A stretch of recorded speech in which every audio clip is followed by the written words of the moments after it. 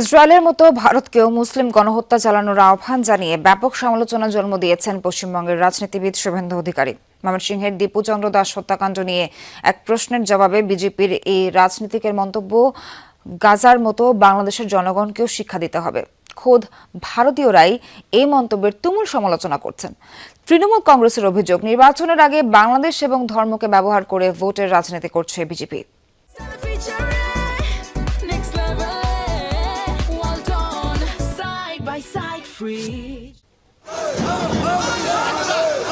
বিধানসভা নির্বাচনের আগে উত্তপ্ত পশ্চিমবঙ্গের রাজনীতি। প্রতিবেশী বাংলাদেশ ও ভারতীয় মুসলিমদের নিয়ে নানা বিতর্কিত মন্তব্য করে উত্তেজনা ছড়াচ্ছে রাজ্যের বিজেপি নেতারা। বাংলাদেশে কথিত হিন্দু নির্যাতনের অভিযোগে বেশ সরব পশ্চিমবঙ্গের বিরোধী দলীয় নেতা শুভেন্দু অধিকারী। কলকাতায় অবস্থিত বাংলাদেশ উপ হাইকমিশনের সামনে বিক্ষোভের নামে